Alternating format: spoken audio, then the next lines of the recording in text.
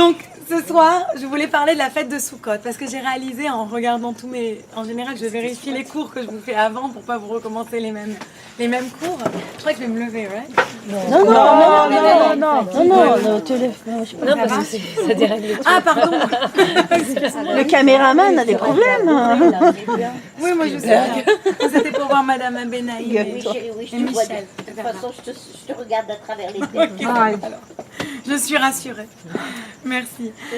Donc j'ai réalisé, on n'a pas eu souvent l'occasion de faire des cours pendant Sukkot. Donc je me suis dit, au lieu de parler d'un sujet que l'on ne connaît pas, parlons de la fête de Sukkot. Que signifie la fête de Sukkot? Qu'est-ce qu'on fête en s'asseyant dans une souka? Et pourquoi on secoue chaque jour le loulav, le hétrog, etc. Et qu'est-ce que tout cela signifie? Donc ce soir, je voudrais vraiment parler de l'importance de la fête de Sukkot. La première question que je voudrais poser, parce que j'adore poser des questions, c'est que chacune des fêtes, elle a un nom spécifique dans la Torah. C'est-à-dire, je ne vous parle pas du nom que les gens l'appellent ou que les chachamim, les sages vont appeler. Je vous parle du nom que la Bible, comment elle va appeler cette fête. Les fêtes dont la Bible parle sont Pessah, Shavuot et Sukkot. Au temps du temple, c'était les 3 fêtes où les Juifs devaient partir, quitter leur maison, monter au temple et offrir... Ça va ? La cigarette, la cigarette. Ce sont les 3 fêtes dont les Juifs, pardon, devaient quitter. Arrête de rigoler. Devaient quitter leur maison et monter au temple offrir un sacrifice. Et ce sont les 3 fêtes qu'on appelle les Shalosh Regalim. Les 3 fêtes, le Regalim vient du mot Regal qui voulait dire marcher parce qu'on devait marcher à pied, aller au temple.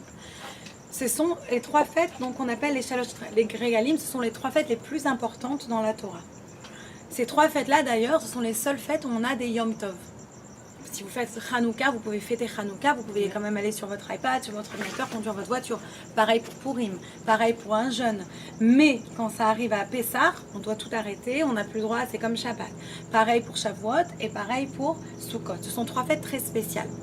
Comment appelle-t-on la fête de Pessah? C'est le moment où vous me répondrez. De la Torah. Ça, c'est un des noms. On dit Zman Cherutenu. C'est la fête de notre liberté. Pourquoi? C'est très facile. Qu'est-ce qui s'est passé à Pessah? On était esclaves en Égypte et Moshe est venu, il nous a libérés. Il nous a libérés des Égyptiens, il nous a libérés de Pharaon. Et donc nous avons été libérés. Donc ça make sense, ça. Voilà. Donc on comprend le sens du nom de la fête qui veut dire c'est la fête de la liberté parce qu'on a été libérés tout simplement. On arrive à la 2e fête qui suit juste après, c'est Shavuot. Shavuot, c'est le don de la Torah. Comment s'appelle cette fête? Zman Matan Toratenu. Le temps où on a reçu la Torah. Bon, il n'y a rien besoin comme explication, c'est très simple. Et voilà qu'on arrive à Sukkot, la 3e fête. Et comment on appelle Sukkot? La fête de la joie. Very good, very good. Oh my goodness! Sipratenu. Non mais attendez, elle triche. Non.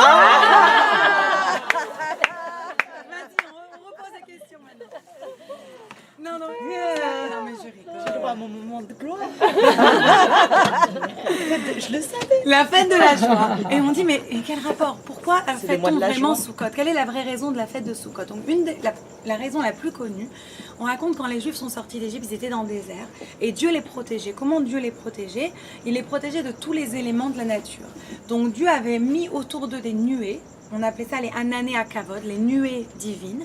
Et les nuées, il y avait des nuées au-dessus d'eux, sur leur côté, au-dessous d'eux. Et les nuées, donc, les protégeaient. Donc, pour se rappeler que Dieu, il est toujours là, il nous protège, si vous regardez autour de vous, on est protégé, on est un peu entouré, comme dans une nuée. Donc, en fait, c'est la raison. Donc, on aurait dû appeler cette fête, peut-être la fête des nuées. Mais on l'appelle la fête de la joie. Quel rapport la joie? Pourquoi c'est joyeux? Et si on réfléchit, la fête, elle tombe à une période de l'année qui n'est pas tellement joyeuse pour aller dehors, dans le sens où vous habitez en Amérique, à Los Angeles, vous êtes là dans la souka avec la chaleur, vous n'en pouvez plus. Vous êtes à New York, vous gelez, vous êtes au Canada, on n'en parle pas. En Sibérie, j'ai vu la souka, après je vous montrerai sur mon téléphone, du chaliar du rabbi en Sibérie. Il y a de la neige sur son toit, sur la souka. Le gars, il est avec le Streimer, les chapeaux, les manteaux, pour aller manger 3 petits morceaux. C'est pas un moment idéal, je veux dire, le moment qui aurait été super pour tout le monde, ça aurait été le printemps. printemps, c'est parfait, pas trop chaud, pas trop froid. Tout le monde un peu dans le monde entier, dans tout le globe, il a une petite période comme ça d'harmonie. Pourquoi on va maintenant sortir vraiment un moment qui ne nous convient pas? Et comment tu peux dire que c'est joyeux? Qui sait quand c'est joyeux quand il pleut en train de manger sa soupe dans la souka? C'est pas tellement joyeux. On est plus joyeux quand on est à la maison avec la clim ou le chauffage, peinard, relax, tranquille, notre assiette, notre chaise, notre fauteuil. On est bien. Qui sait qu'on envie d'aller dans une cabane avec les murs qui bougent et on te dit ouais mais sois joyeux, c'est la fête de la joie. Ok, on aurait pu trouver une autre fête qui est un peu plus joyeuse. Je dis pas Pessar parce que bon. On me dit aux femmes Pessar, c'est pas très joyeux. Mais je sais pas, Shavuot, pourquoi Sukkot a été choisi comme la fête qui exprime la joie? Non, c'est à Shavuot. C'est à Shavuot. Pourquoi on fait la simcha, ouais. Alors voilà, pourquoi cette joie-là à Sukkot? Donc il faut expliquer ça. Et d'ailleurs, on dit que c'est une fête qui est tellement joyeuse. Au temps du temple, tous les soirs, il y avait des concerts. Tous les soirs, il y avait des parties. Vraiment, au temple, les Kohanim y chantaient, les Lévi'im y chantaient. On prenait de l'eau, on appelait ça la libation de l'eau. On prenait de l'eau d'un puits spécial et on la versait comme ça. Mais c'était toute une cérémonie. Il y avait des jongleurs de feu. La Gemara, elle nous raconte. La Gemara, elle dit qu'une personne qui n'a pas été à Jérusalem au temps du temple, quand il y avait ces fêtes-là, elle n'a pas connu une bonne partie. Elle n'a pas connu c'est quoi la fête, c'est quoi la joie. Elle n'a rien connu. La Gemara, elle écrit vraiment comme ça, mot à mot. Qu'est-ce qui faisait de si spécial? Pourquoi c'était tellement joyeux? C'était vraiment la fête. Il y avait des concerts, la musique. Tout le monde venait et c'était la samba. D'ailleurs, une petite blague à part, mes petites histoires. Mon père, il me raconte toujours cette histoire, j'ai oublié, quand je dis la samba. Mon père, il me raconte qu'un jour, le roi d'Argentine, il y avait un gros problème. C'est que ses citoyens ne voulaient pas travailler. Toute la journée, ils dansaient la samba. Toute la journée, ils dansaient la samba. Il a dit, c'est pas possible. Ça y est, la samba, maintenant, trabajo. Faut travailler. Donc, il a réuni tout le peuple. Il les a tous mis comme ça au-dessous du balcon présidentiel. Il est monté, il a dit, no samba, trabajo. Et toute la... Trabajo, no samba, samba, trabajo. No samba, trabajo. No samba, ils sont tous mis à danser comme ça. Donc, l'important ici, c'était vraiment la samba. C'était vraiment la fête. C'était vraiment la joie. Et là, tu arrives, tu dis, mais pourquoi cette fête-là, la joie? Et quand tu réagis, tu peux donner une autre... Tu peux donner, j'ai pas écrit ça là, donc tu pouvais pas tricher. Tu peux donner une autre explication. C'est que c'était la période des récoltes. Les paysans récoltaient donc tout en juillet, août, si vous voulez, pendant les mois d'été, ils récoltaient donc toute leur récolte, ils mettaient tout de côté. Et on dit quand arrivait le mois de Sukkot, ils étaient heureux parce qu'ils avaient réussi, ils avaient mis toutes leurs marchandises de côté, ils savaient qu'ils allaient avoir à manger pendant les mois d'hiver, tout le monde était heureux, il y avait cette joie-là.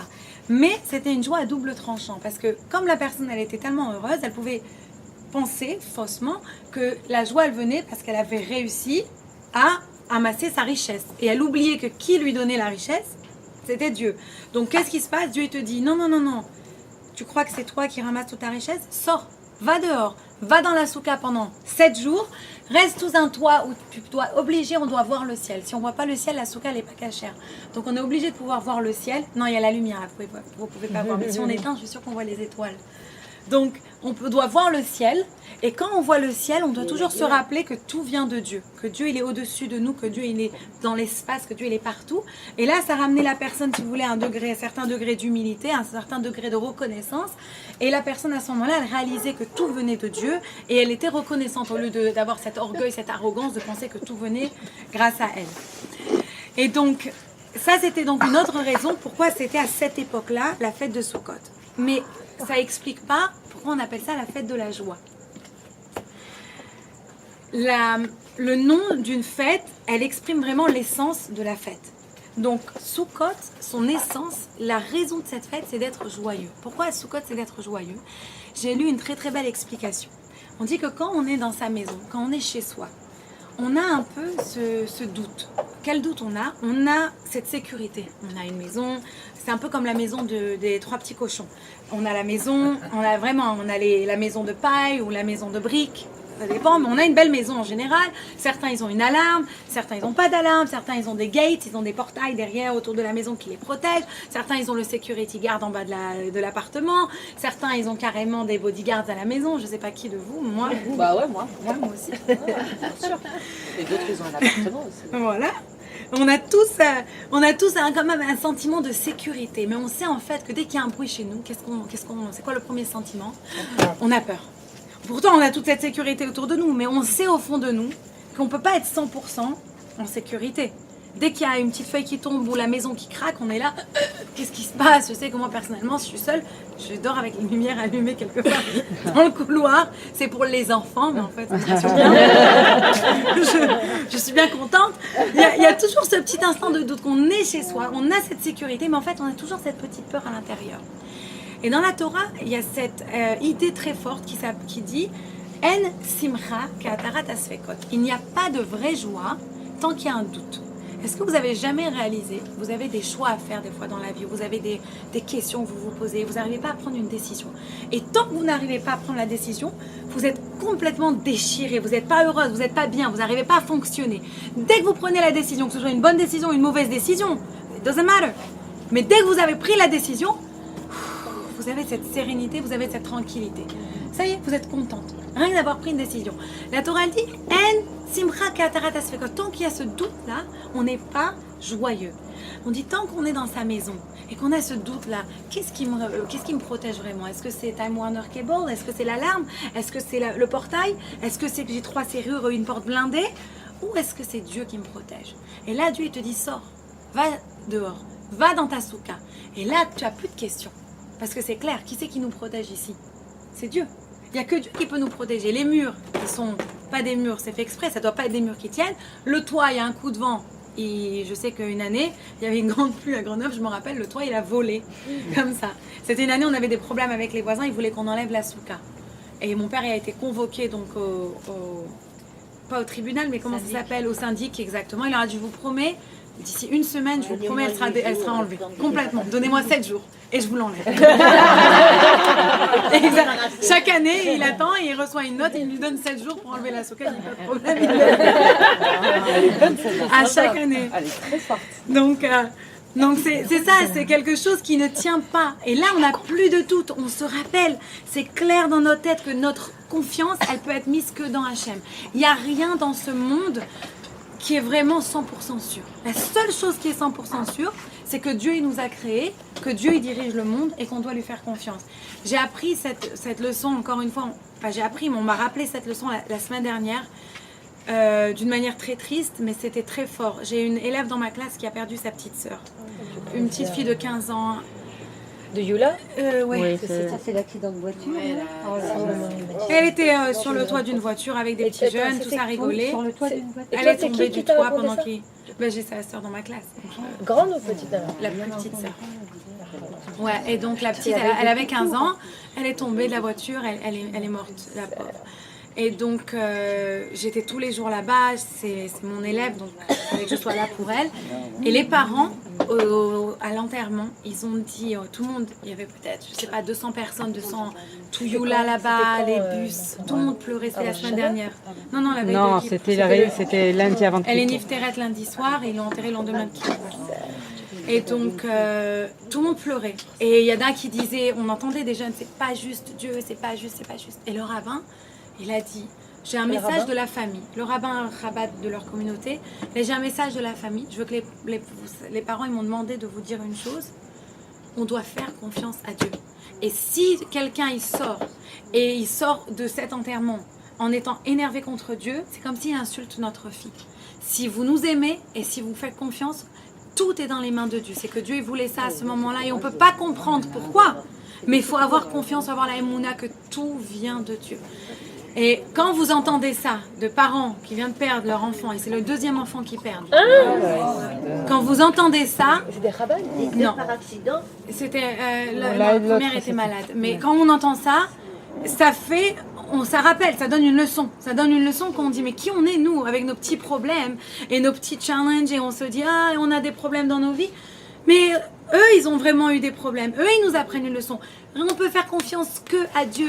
La personne qui nous a créé, Kadosh Baruch Hu, il n'y a que lui qui sait pourquoi, comment. Il n'y a que lui qui peut nous protéger. C'est vraiment d'une manière plus joyeuse l'idée de la souka. C'est Zman Sibratenu, c'est un moment de joie. C'est pourquoi la joie? Parce qu'il n'y a plus de doute. Il n'y a pas de doute que tu es chez toi, tu as peur du petit bruit. Non, tu es dans la souka. Tu sais très bien que tu es là exposé à tous les éléments de la nature. Mais qui te protège? C'est Dieu. C'est Dieu qui t'a mis dans ce monde. C'est Dieu qui te protège. Et il faut faire confiance que Dieu il est toujours là avec toi. Il y a ce petit mot que je vous ai dit sur notre groupe WhatsApp. Mais pour ceux qui ne l'ont pas entendu, c'est dans la même idée. On dit que quand on se souhaite au début de l'année, Shana Tova ou Metuka, que chacun il ait une année Tova, une bonne année, ou Metuka est douce. Et le rabbi il demandait, il dit pourquoi on dit une bonne et douce année? Tout ce que Dieu nous donne, c'est bon. On n'a pas besoin de se poser de questions. Parce que c'est Dieu qui nous le donne, c'est notre créateur, ça peut être que bien. Tout ce que Dieu nous donne, c'est bon. Alors pourquoi se dire aussi une douce année? Parce qu'il dit, parce que c'est clair que tout ce que Dieu nous donne, c'est bon. Mais des fois, malheureusement, c'est pas doux. Des fois, c'est une pilule amère à avaler. Des fois, c'est malheureusement des tristesses, des challenges, des épreuves. Donc, ce qu'on demande, c'est que pas seulement on ait une bonne année, parce qu'on le sait que Dieu il veut notre bien, mais que ce soit une douce année, que ce bon, on nous le donne d'une manière douce. Et c'est vraiment ça, d'avoir ça. Quand on a en soi cette croyance tellement forte, alors il y a la joie. J'ai vu les parents, ils étaient consolés, Amine. Bien sûr, comment on peut être consolé? Je mets ça entre parenthèses. Mais ils étaient de quelque peu consolés de dire cette chose-là. Il fallait voir la force qu'ils ont pris à ce moment-là. Ils ont carrément arrêté de pleurer quand le rabbin il a dit ça. Et on a vu la mère se relever. Elle a plus eu de doute. Une fois qu'elle a remis tout dans les mains de Dieu, qu'on a fait confiance à Dieu, alors là, il y a le doute, il s'en va. Confiance que c'était le moment. Tes enfants, c'est pas, ça veut dire, si quelqu'un il perd son enfant, faut pas aller lui dire ça. C'est pas le moment de lui dire ça. Non, mais sauf qu'elle l'a dit. Elle, c'est elle toute seule qui l'a dit, à mon avis, parce qu'elle est passée la pauvre par une épreuve comme ça avant, donc à mon avis, elle a Combien malheureusement... d'autres enfants ils ont là Ils ont encore 3 barres. Il y en a plein des gens qui réagissent comme ça. Le père Sassoon, celui qui a perdu 7 enfants. Oui, il y en a. Oh, il y a quelques mois, il y a 6 mois, oui. 7 enfants, ils sont morts dans un incendie. Si vous voulez écouter parler, il lui reste un enfant sur 8. Il parle, pareil, il a cette foi. Et il n'y a que ça qui les fait tenir à ces gens-là. Il n'y a rien d'autre. Il y a rien d'autre. Même la maman, elle me disait, si j'ai pas Dieu, les gens qui n'ont pas Dieu, ils se suicident. C'est clair. Mais c'est clair. Quelle femme? Je dirais pas qu'elle est bien, mais elle est ok. Elle survit. Et la fille, elle... Et juste pour demander, I'm so sorry, parce que tu sais un peu de tout. Et le petit garçon, il va mieux, il va bien, on sait rien de lui. Je sais que lui, il n'a rien. C'est pas celui qui était en train de conduire. Lui, il n'a rien eu. Celui Je qui sais. était en train de conduire. C'était un mec qui conduisait? C'est un garçon, ouais. Et en vérité, j'ai pas de. Il doit être traumatisé, il se cache chez lui. C'est ça. Mais j'ai pas d'autres informations. Combien ils étaient dans la voiture?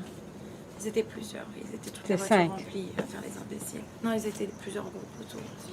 Mais il y avait 3 voitures, c'est pour ça. Ah bon? Donc, donc ça vraiment, c'est l'idée qu'il faut retenir. Pardon? Mais ils ont dit beaucoup de choses, que cette fille, tout ce qu'elle a emmené de bien, se concentrer sur le positif. Mais l'idée importante, c'était quoi? C'est ça l'idée de la soukha, c'est qu'on doit faire confiance à Dieu. Et une fois qu'on accepte et qu'on se met dans les mains de Dieu, là on n'est plus tourmenté, on n'a plus ce stress, on n'a plus ces doutes. Et là il y a cette joie, c'est pas une joie, c'est une joie beaucoup plus profonde, c'est une joie intérieure. C'est une joie de savoir.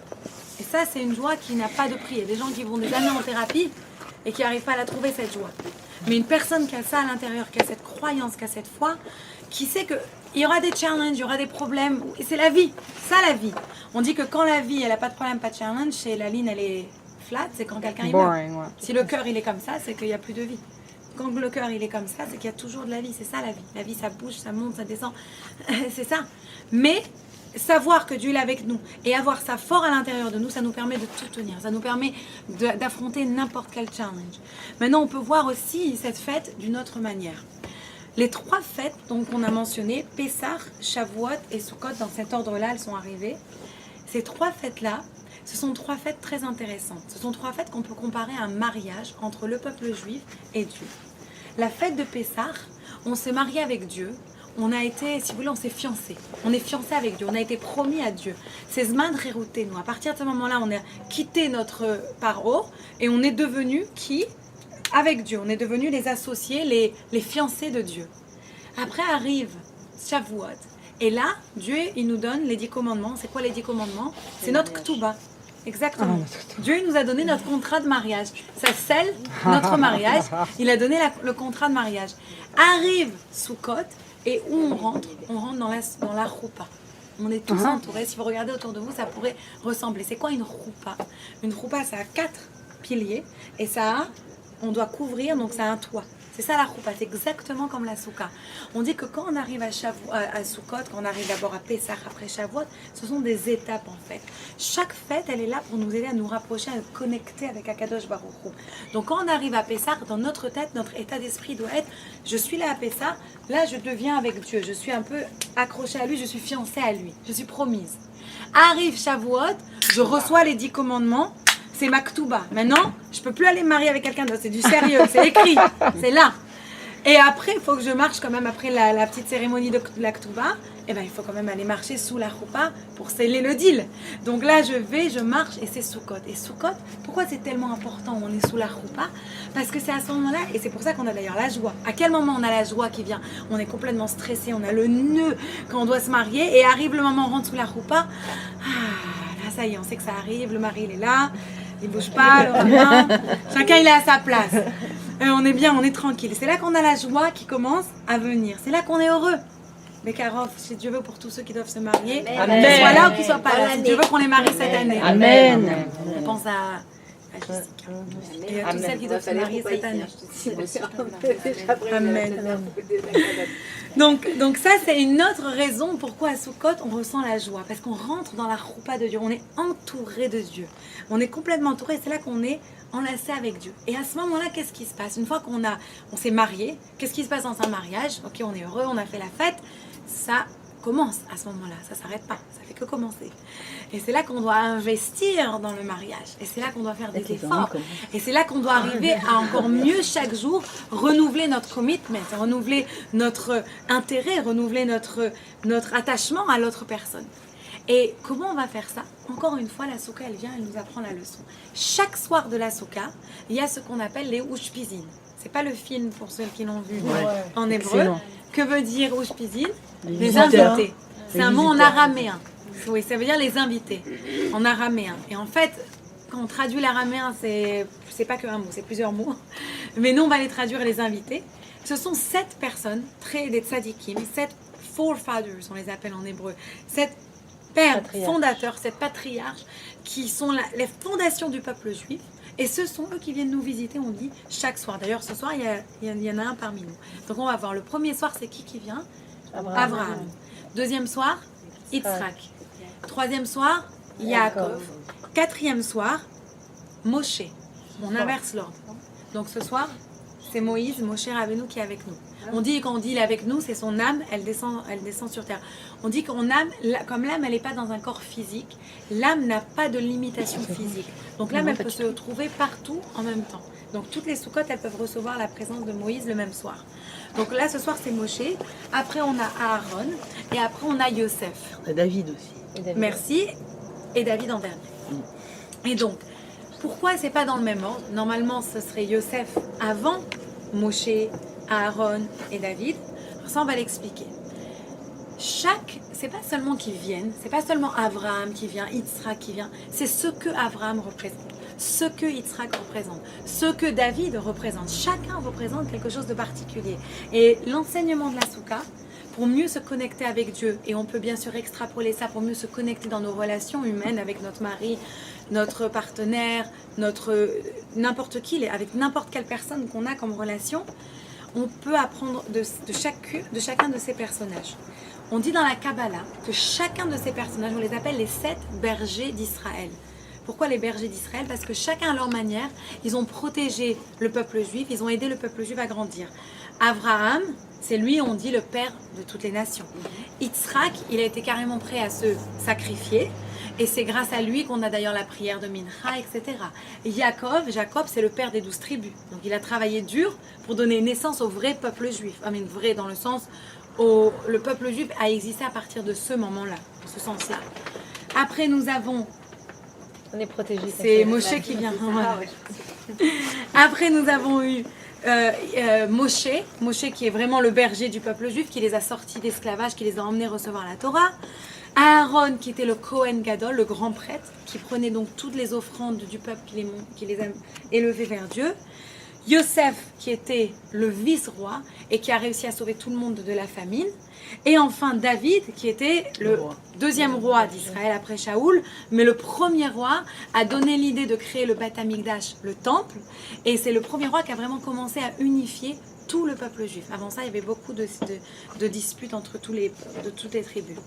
Donc qu'est-ce que c'est cette berger d'Israël, la Kabbalah nous dit? Qu'est-ce qu'il représente? Il représente 7 attributs divins. On dit que quand Dieu il a créé le monde, il s'est représenté dans le monde à travers 7 attributs divins. Et on dit que Dieu, à chaque fois qu'il va s'approcher du peuple juif, donner quoi que ce soit au peuple juif, avoir une relation avec le peuple juif, un enseignement, c'est toujours à travers un de ces 7 attributs. Et c'est un enseignement comment nous, on doit se comporter avec les gens autour de nous. Le premier attribut qu'on va voir, c'est Abraham. Abraham, il représente Chesed. Chesed veut dire la bonté. Chesed n'est pas la justice, c'est la bonté sans limite, trop bon. Pour comprendre très bien comment Abraham était très bon, c'est le père de toutes les nations. C'est pas le père du peuple juif. Il s'est marié avec Sarah, il s'est marié avec Agar, il a eu de la peine pour Agar, il a eu Ishmaël avec elle. C'est le papa de toutes les nations, de toutes les religions d'ailleurs. C'est le papa du monothéisme, de toutes les religions monothéisme, Abraham. Parce qu'il était Chesed. Comment elle était la tente d'Abraham? Ouverte de 4 portes. Encore là, une fois, la même idée de la souka. Qu'on peut rentrer un peu comme ça, facilement dans la souka, qu'on n'a pas besoin de taper. Il n'y a pas de porte dans une souka, normalement. Abraham, c'était Chesed. Dans nos relations, chaque jour, on doit essayer de voir quel moment. Il y a un moment pour chaque chose. Il ne faut pas être Chesed quand il faut être... Il ne faut pas donner de la bonté quand il faut avoir de la sévérité. Il faut savoir quand donner quoi. Mais c'est important de chacun d'avoir en soi cette bonté, ce Chesed. On a le deuxième tzaddik, c'était Yitzhak. Yitzhak, c'était complètement l'inverse. C'était Gvura, la discipline. Et chez lui, c'était carré, c'est noir et blanc. D'ailleurs, c'est pour ça qu'il n'y a que lui qui a été choisi pour être sacrifié. À la fin, il n'a pas été sacrifié. Mais pourquoi que lui? On l'appelait Ola Temima, un sacrifice parfait. C'était l'homme parfait. Jamais il fautait, jamais... Il faisait tout by the book. Vous connaissez ce genre de personne? Mais... c'était trop Gvura. Donc ça pouvait pas être lui. Abraham ne pouvait pas donner naissance au peuple juif parce qu'il était trop gentil. C'est bien d'être gentil, il faut cette qualité, mais trop. Gvura, c'est bien d'être discipliné. Par exemple, tu te retiens de manger cachère ou pas cachère, c'est de la discipline, ça a un exemple. Mais c'est pas bien d'être trop discipliné. Quand tu es après pas flexible, les gens ils vont s'éloigner de toi, de ta religion. Personne ne veut être à côté de quelqu'un qui est inflexible. Personne n'est intéressé. Donc c'est pour ça que lui, il n'a pas été choisi aussi pour donner naissance au peuple juif. Mais c'était quelqu'un de très spécial. Il n'a jamais quitté d'ailleurs Eretz Israël. Il n'est jamais parti d'Israël. Il est né en Israël, il est mort en Israël. Il n'a pas mis un pied en dehors d'Israël. Par contre, Jacob son fils, Jacob son fils, lui on dit que c'était Tiferet. Tiferet, c'est l'harmonie entre Chesed et Gvura. C'est un peu de chacun et c'est vraiment l'harmonie. Et comme il était harmonieux, il a été capable de vivre avec Lavan qui était un ripou, qui était vraiment, c'était, on dit, le ripou de l'époque. D'ailleurs, une petite parenthèse pour passer, vous savez, au mariage, les Marocaines, on fait le you-you. Je ne sais pas faire, mais si vous savez faire, vous pouvez nous montrer. Non, le you-you.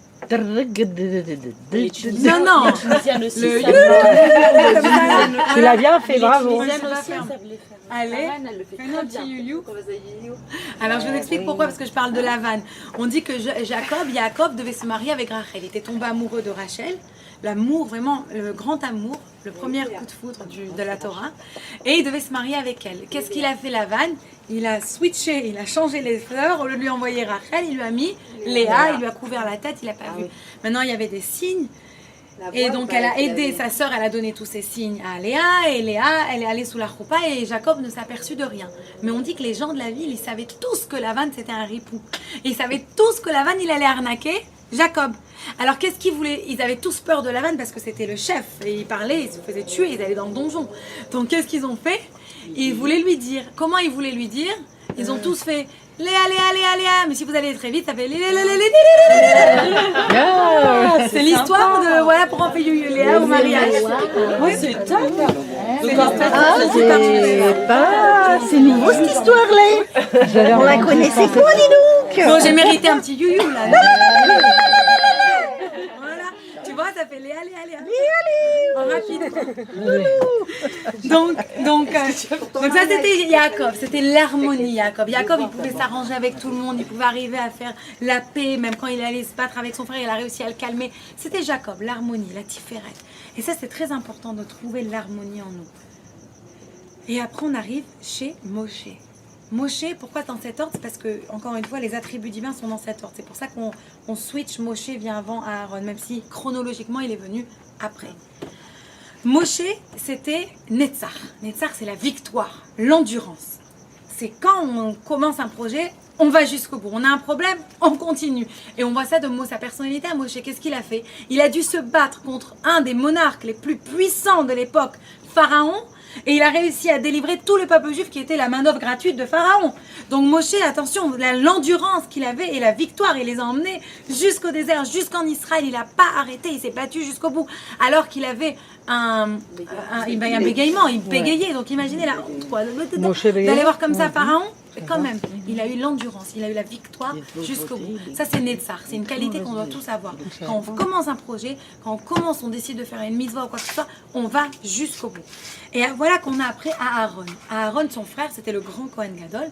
Et c'est pour ça que lui, c'était l'attribut Od. Od veut dire la splendeur. La splendeur. La splendeur, c'est parce que vous devez imaginer le Kohen Gadol, le grand prêtre, qui avait des habits en or et des diamants sur lui, un grand chapeau. Et il avait vraiment quelque chose de vraiment digne, de très beau en lui. D'ailleurs, il était très très digne. Lui aussi, Aaron a perdu 2 enfants. Et quand il a perdu 2 enfants, on dit quoi? Vaïdom à Aaron. Aaron, il s'est tué. Il n'avait rien à dire à Dieu. Et c'était la classe. Voilà. Mais c'était ça. En même temps, il avait la splendeur, mais il était humble, très humble. C'est pas la splendeur, mais tu t'es pris pour je sais pas quoi. C'est tu as la splendeur, mais en même temps, tu restes à ta place. Tu sais qui tu es. C'est pour ça qu'il s'est tué. Parce qu'il savait que lui, il était là et que Dieu, il était là. Chacun sa place, chacun il sait ce qu'il a à faire, respectez l'autre. Et si vous remarquez, les personnes en général les plus saintes, les plus spirituelles, ce sont en général aussi les plus modestes. Exactement, c'est pas les plus orgueilleuses. Les grands qui vous regardent de haut, qui vous font des réflexions, et qu'est-ce que tu fais, qui tu es, qu'est-ce que tu pratiques, c'est en général ceux qui ont quelque chose à se reprocher. Joseph, c'était Yesod. Yesod, ça veut dire la brioute, ça veut dire la fondation, aussi la connexion. Ça veut dire avoir justement cette capacité de connecter à l'autre, de trouver un moyen de connecter avec tout le monde. Lui, il était le vice-roi d'Égypte. Il a réussi à vivre, pardon? Le PR. Public Relations. Oh, PR. Serial killer. Oh no. Excuse me, I'm so sorry. Yeah, PR. Exactly, that's what I wanted to say. Qui a créé le Wi-Fi. Non mais voilà, donc Joseph, c'était vraiment ça, c'était la connexion. Quand sa famille elle est venue en Égypte, malgré que ses frères ils ont failli le vendre, il a réussi quand même à faire la paix. Il a réussi à les connecter avec Pharaon, il a réussi à leur donner à manger. Il les a même fait venir, il leur a trouvé un endroit où rester, etc. Donc vraiment, Yosef, ça mérite cette capacité que même si tu es le vice-roi d'Égypte, tu arrives à te connecter avec tout le monde, avec tout le peuple, sans problème. Le peuple l'adorait à Yosef. Il se connectait avec tout le monde. Et enfin, on a David. David, c'est Malchut. Malchut, c'est la royauté. C'était un des plus grands rois. Mais c'est quoi? Qu'est-ce qu'on apprend comme attribut de quelqu'un qui a la royauté? Le leadership, de diriger. Des fois, tu dois prendre les choses en main. Tu ne dois pas toujours être là en train d'attendre que quelqu'un fasse quelque chose pour toi. Dieu t'a donné la vie à toi, c'est ta vie, tu la prends en main. Tu ne peux pas toujours attendre que tout le monde t'aide, que tout le monde te fasse. Aide-toi, s'il t'aidera. Fais un effort, aide-toi, fais quelque chose. Et de David, on apprend ça énormément et tellement fort. David, vous étudiez son histoire. Et cette année, je l'étudie avec ma classe. Il a eu que des galères. Sérieux. Il a d'abord été poursuivi, on voulait le tuer. Après, il est devenu roi, mais la moitié du peuple n'a pas voulu le suivre. Ça a pris plus d'une dizaine d'années avant qu'on le suive. Une fois qu'on l'a suivi, son général, il s'est fait tuer.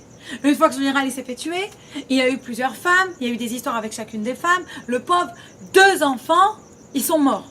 Un autre, il s'est rebellé contre lui. Un autre, il a violé sa sœur. Mais attends, ça veut dire c'est quoi ça? Et pourtant, qu'est-ce qu'on dit sur David? David a Meler, David Melech Israël, Chai Chai, Vekayam. C'est le seul sur qui on dit ça. David, le roi d'Israël, il est vivant pour l'éternité. Il est vivant pour toujours. Pourquoi s'en souvenir? Pourquoi c'est le seul dont on parle tellement? Pourquoi c'est tellement devenu une légende? Pourquoi il est tellement vivant pour l'éternité que tout le temps on va se rappeler de ce roi comme quelqu'un de tellement spécial? David, je crois que c'est le roi que tout le monde se rappelle, le roi David. Pourquoi? Parce que dans la vie, on a tous des galères, à un niveau ou à un autre. On a tous des épreuves, on a tous des problèmes. Je vous en supplie, qui n'en a pas? Il y en a un qui peut lever le doigt qui a dit il n'y a pas une épreuve ou un problème? Non, on a tous, bien sûr, chacun à son niveau, mais on a tous des problèmes, on a tous des épreuves, on a tous des challenges, des galères. Qu'est-ce qui change entre vous et moi, elle et lui? Qu'est-ce qui change? C'est comment on va réagir au problème. Le problème, on l'aura tous. Mais comment on réagit? Est-ce que je baisse les bras, je pleure? Ou est-ce que je fais comme David? Je prends mon leadership, je prends les choses en main et je règne. Je suis un roi. Et jusqu'au bout, il n'a pas baissé les bras. Il a toujours eu confiance en Dieu. Il a toujours vraiment appris la leçon de chaque chose. On nous raconte tous les problèmes, toutes les erreurs qu'il a fait. Par exemple, vous connaissez tous l'histoire qu'il avait vu cette femme Bathsheba. Il a vu dans le ciel qu'il devait avoir un enfant avec elle, qui allait être au roi Shlomo, le roi Salomon, qui allait lui succéder. Mais Bathsheba, à ce moment-là, elle était déjà promise avec un autre homme. Qu'est-ce qu'il a fait? Il a accéléré la fin de leur union en envoyant son mari à la guerre au front, en première ligne. Le mari est mort et il a réussi. Il a pu prendre la femme qui n'avait jamais été avec le mari. Maintenant, on peut te dire, attends, elle n'avait jamais été avec son mari parce qu'il savait, elle n'a jamais eu de relation avec lui. Elle savait, il s'était des tzadikim, il savait qu'ils ne devaient pas être ensemble. Mais comme son père, il avait très peur que finalement l'union avec David, elle ne se matérialise pas, il les avait quand même mariés avec un autre homme. Pourquoi je vous raconte ça? Pourquoi la Torah? Quel intérêt la Torah elle a à nous raconter que notre roi, il a fait tellement un péché pareil? Quel intérêt? Parce que le chapitre d'après, il pleure, il se lamente, il demande pardon à Dieu, il regrette et il recommence plus. Et ça, c'est la leçon. Tu tombes, tu te relèves. Non, il a perdu. Leur premier enfant, il est mort. Leur premier enfant ensemble, il est mort. Il a beaucoup souffert. Il a pas. C'était vraiment au niveau. C'était pas juste il a vu, il a trouvé belle et est parti avec elle. C'était vraiment au niveau spirituel. Il a vu qu'ils devaient être ensemble. Et les maris, avant d'aller en guerre aussi à l'époque, ils donnaient le guet à leur femme. Toujours. Au cas où on les perdait, ils donnaient le guet à leur femme pour pas que la femme elle reste sans savoir, comme une agouna, sans savoir qu'est-ce qui allait se passer. Donc si on veut rentrer dans les détails, c'est une autre leçon, mais c'était pas si simple que ça. Mais quand même, à son niveau à lui, c'était un péché. Et à son niveau à lui, il demande pardon. Et la Torah, elle aurait pu skipper ça. Elle n'était pas obligée de nous raconter ses problèmes ou son péché. Non, c'est parce que la Torah, elle veut justement nous apprendre. C'est quoi un vrai leader? C'est quoi un vrai roi? C'est que quand tu as des problèmes, quand tu as des épreuves, quand tu fais des erreurs, tu les reconnais et t'avances. C'est ça. Tu apprends de tes erreurs et t'avances. Sinon, ton épreuve, elle servait à rien. Tes erreurs, elles servaient à rien. Ta vie, elle servait à rien dans ce cas-là. Ta période de ta vie, tu as perdu des années de vie. Mais si tu rends que ça t'apprend une leçon, donc tu as rendu cette expérience négative en expérience positive, tu grandis de ça, et là, tu as appris quelque chose dans ta vie. Donc ça, c'est vraiment l'idée de ces 7 attributs, de ces sept saintes personnes, de ces 7 ushpizines qui rentrent dans la souka. Chacun, il nous apprend une qualité, chacun il nous apprend une manière comment conduire notre vie. Et je vais terminer avec les 4 espèces. Le loulav, tu les as? Oui. Ça, je peux t'embêter de les emmener parce que je pense que si je vous montre, je vais expliquer quelque chose.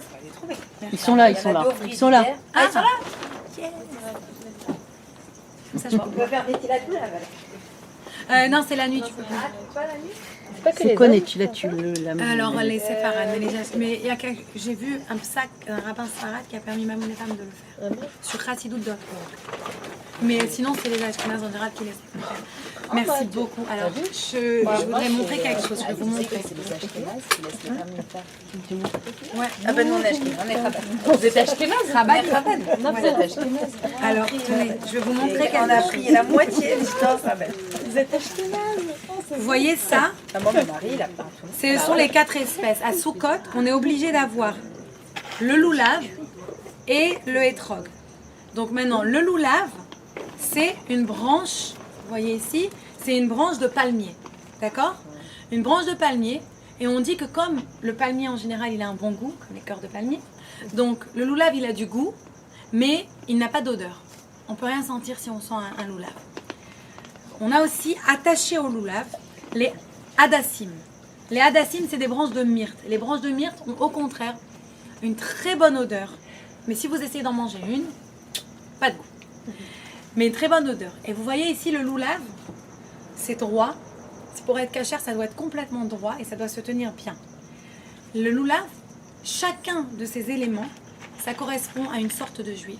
Et chacun de ces éléments, ça correspond à un organe de notre corps. Le loulav, ça correspond à notre colonne vertébrale.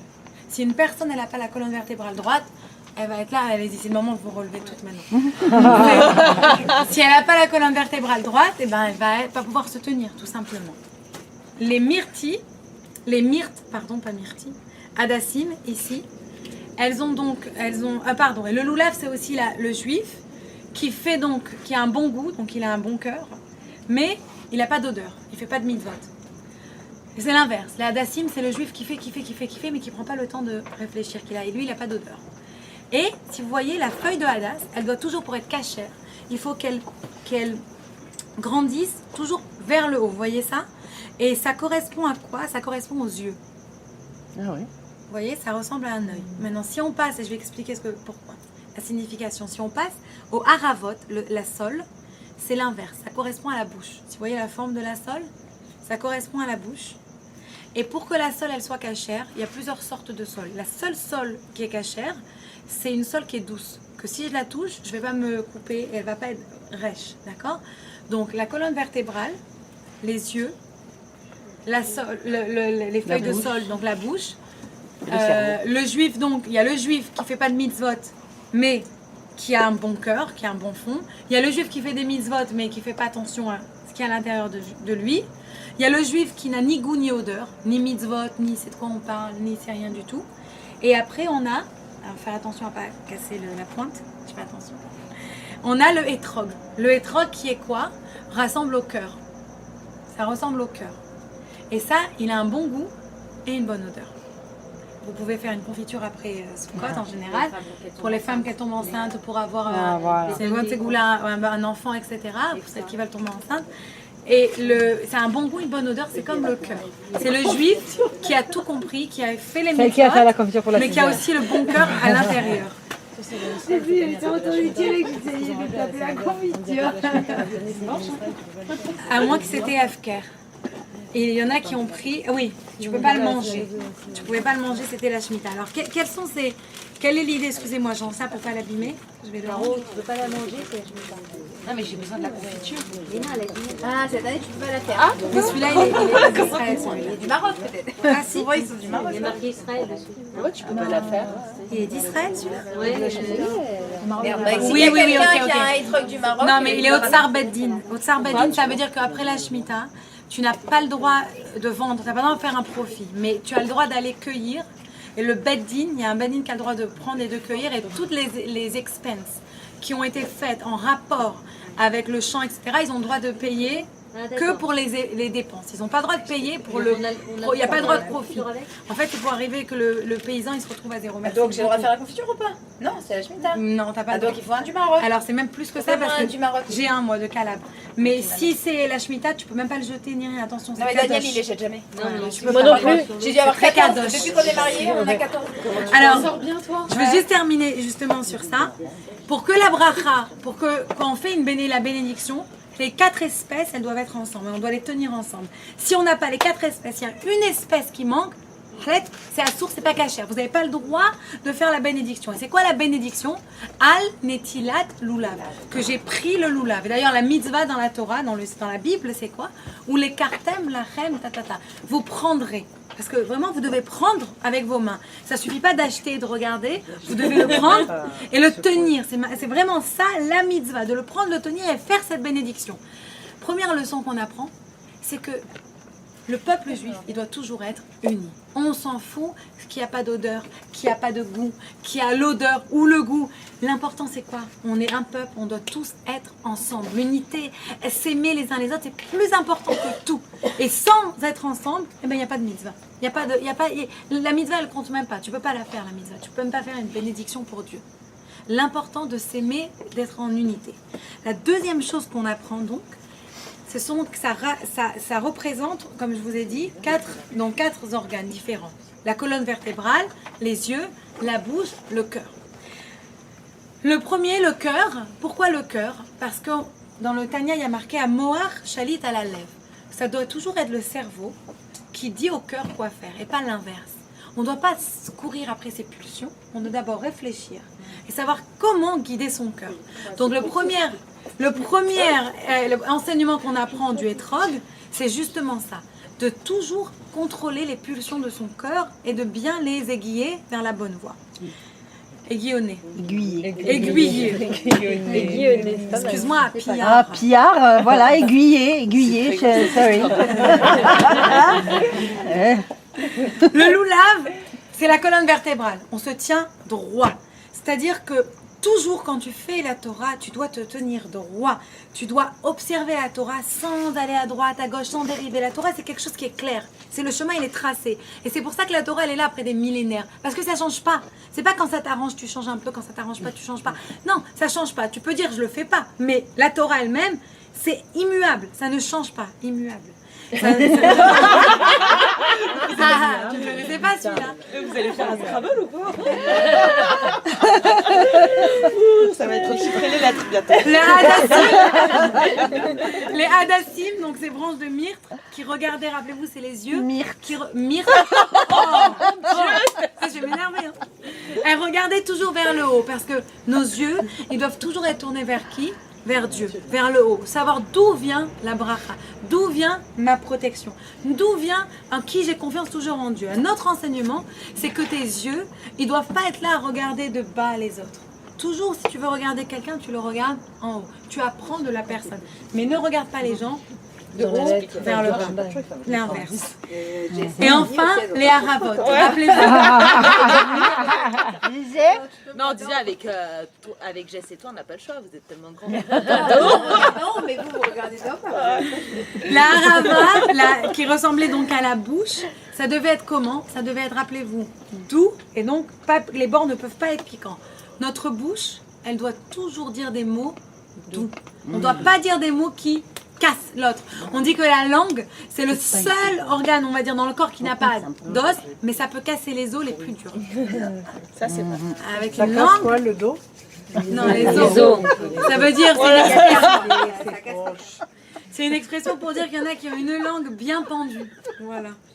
Bah oui, c'est une expression. La langue bien pendue. Ok, alors vas-y, donne-moi une autre expression. Une mauvaise langue.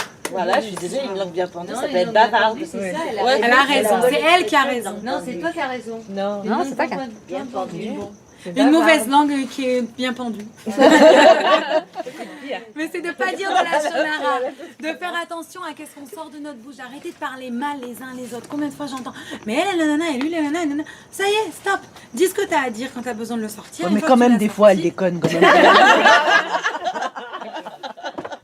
C'est plus fort que nous. Et donc pour maintenant finir sur une belle idée, c'est que ces quatre espèces, ce sont les quatre sortes de juifs. Ce sont les quatre sortes de manières dont on se comporte. Ça, c'est notre protection. Et bien, c'est seulement quand on a la protection de Dieu, quand on est conscient de cette protection-là, et quand on est tous unis, qu'on a la vraie joie. Et là, on comprend pourquoi cette fête, elle est appelée Zman Simchatenu, la joie. Parce que c'est vraiment la joie quand on est unis et qu'on a Dieu pour nous protéger et qu'on est conscient de ça. Et voilà. Mais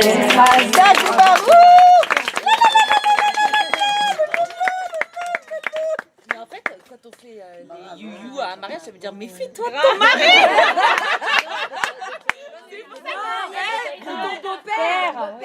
Ça veut dire fais gaffe. Eh ben c'est pour ça qu'il soulève le voile. Ça me fait rire. Voilà, bien sûr. Je promets que si je me marie et que j'entends ça, je me méfie. T'as coupé là. Non, faut pas te méfier, c'est ton mari qui doit être sûr qu'il t'aime pour toi et pas ta sœur. D'ailleurs, c'est pour ça qu'il couvre la